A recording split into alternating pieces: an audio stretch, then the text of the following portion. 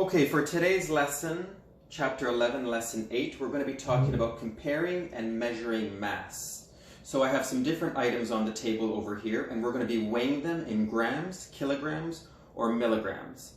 Milligrams is the smallest amount. So you would weigh small things in milligrams, like an aspirin or a grain of sand. You would use milligrams to weigh those small things. Grams you would use to weigh things that are bigger than that, like an egg or a spoon of sugar. And kilograms we would use for heavier objects, like you and I, we would weigh ourselves in kilograms. So let's experiment with the different masses of these objects that I have here. I have a scale that we're going to use that's going to measure things in grams, and I have a piece of paper with all my items here so I can chart and mark off how many grams, milligrams, or kilograms each of these objects weigh. So I'm going to turn on my scale. And so I don't know if you can see there, but it's at 0, and it says G there. G stands for grams, so we're going to be measuring and weighing in grams, all right? So I'm going to take this egg, it's a raw egg, not cooked. What type of weight, how much do you think this weighs in grams, all right? So I'm going to say maybe 50 grams.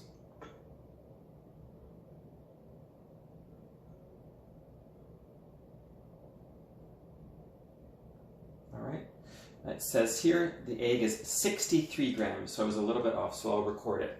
63 grams. I'll just put a G for grams, short form. Next, I'll weigh my potato. It's a sweet potato. It's a little bit different shape than a regular white potato. If an egg is 63 grams, we can see that the sweet potato is much bigger than the egg, much larger than the egg, so it's got to have a greater mass. So I'm going to say maybe 200 grams. Oh, I was way off. It's 462 grams. 462 grams. I'll record that. Now I have a bag of flour. It's a small bag of flour here. And it's about double, feels like double the weight of the potato. So I would say this bag of flour is maybe 1,000 grams. So I was close. It was 966 grams. I'll record that. 966. And 966 is very close to 1,000, and we know 1,000 grams is equal to 1 kilogram. So this is about 1 kilogram of flour. Now let's weigh the apple.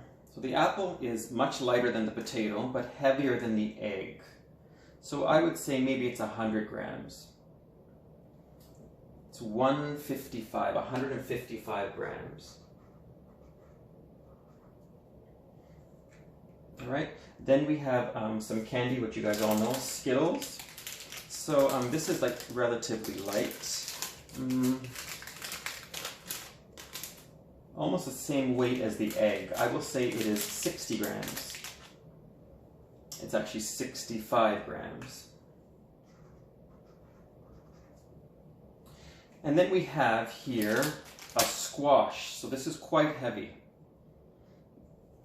If I compare it to the potato, it's much heavier than the potato, so I know it's more than 462 grams. If I compare it to the flour, they're very similar. This one seems a little bit heavier.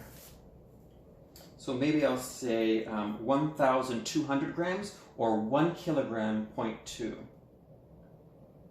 All right, I said 1,200, it's 1,410, so I was off by a little bit. So 1,410 grams, or 1 kilogram and 410 grams, because we know that 1,000 grams is equal to 1 kilogram.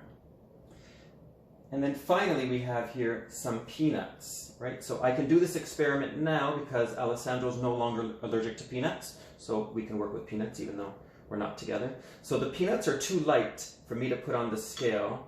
It won't read it because it's a little bit too light. So I'm going to take the apple. The apple is 163 grams, and then I'm going to add the peanuts to it. and now it's 155 grams, all right? So we can say that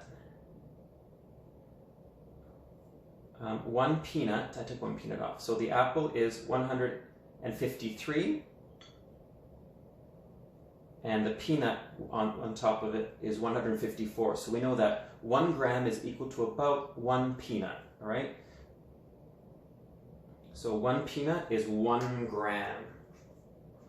The scale is not sensitive enough to pick up the weight of the peanut by itself, but when you put something heavier on with it, so the apple's 154, 155, or approximately there, you put the peanut on there in the center, and it goes up by 1 to 155. So we know that the peanut is 1 gram. All right, so that's our lesson on comparing and measuring weight. We can use grams, milligrams, or kilograms to measure things, all right? So now you're going to complete lesson 8 in chapter 11. Good luck.